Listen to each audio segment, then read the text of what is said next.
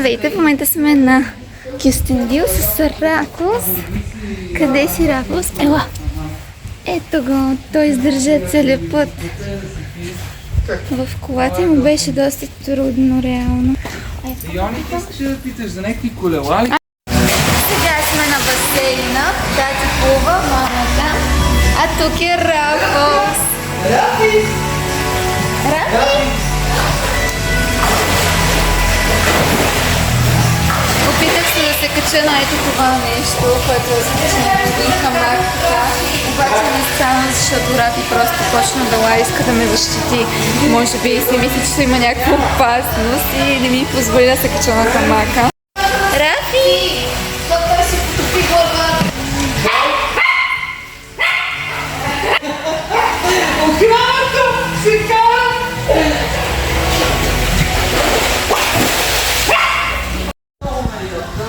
Сега ще се чета книгата за Италия. Рафито е до мен. Включвам се за кратък апдейт. Нещо, което беше наистина много притеснително и се случи. Когато бяхме в басейна, Рафи започна да се преснява за нас, че един вид, когато сме вътре под водата, ще се удавим и че сме в опасност. И започна да лае, така да ни предупреждава по неговия си начин. И по едно време, просто когато всички излязоха от басейна, той не видя, че мама че е отишла натам, нали. Тя отиде на джакузито и той не я видя изобщо и никой не остана в басейна и той си помисли, че едва не тя е изчезнала и скочи в басейна да я търси. Да, веднага го извадих, след което го изкъпах, изсуших го и сега той лежи, както току-що го видяхте. Общо взето, успокои се сега. Всъщност намокането му беше повод да го изкъпя. Аз се канех от доста време насам. Той изкъпа го, даже пробвахме новият му балсам за козина, защото много често той се заплита поради дългата козина на йоркитата. Ако сте имали йорки или знаете като цяло какво се случва с тяхната кожа, изключително много се заплита и да, просто без балсам положението е много, много сложно. И така, общо взето, ситуацията в момента е такава, че се чувствам много уморена, защото съм в цикъл. Отделно нещо съм много гладна, обаче пък в същото време не знам какво ми се яде.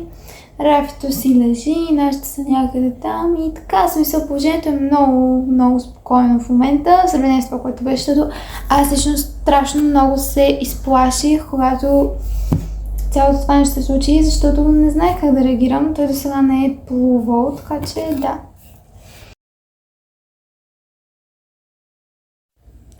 В момента атмосферата е така, общо взето.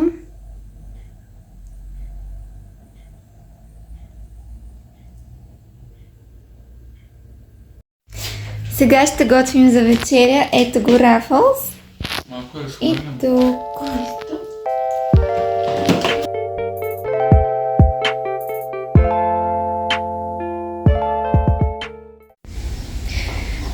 Добро утро, вече сме втори ден тук и сега ще играем с Рафи на футбол. Айде, Рафи!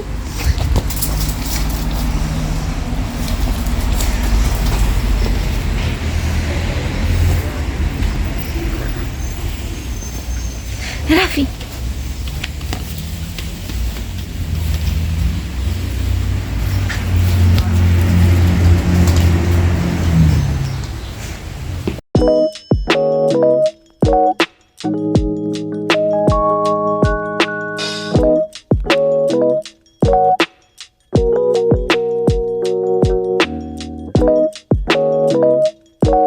Сега с Рафито сме в кухнята, защото навънка вали и времето не е особено приятно и сега си дояждам тук разни неща.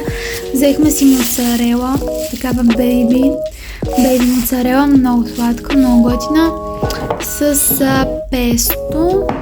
Общо взето да, въпреки времето е доста приятно.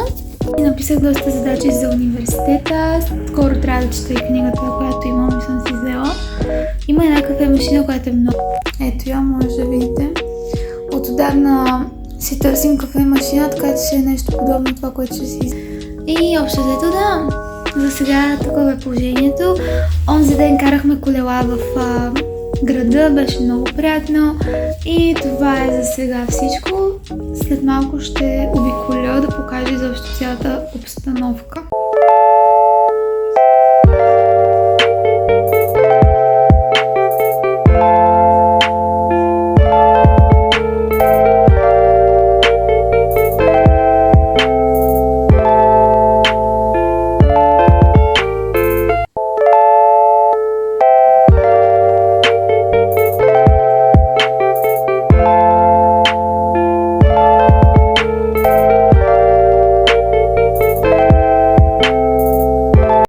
Благодаря ви много, че гледахте видеото. Това беше всичко от мен. Вече сме в София, както виждате, съм в моята стая и пиша задачи за университета и си слушам Spotify, естествено. Напоследък са пуснали много яки плейлисти за инди, така че check it out, както се казва. И да, имайте много яка седмица. Благодаря ви за гледането. Ако сте харесали видеото, натиснете бутончето. И ще ви очаквам в следващото ми видео, което не знам кога ще бъде, защото рядко снимам, както сте забелязали.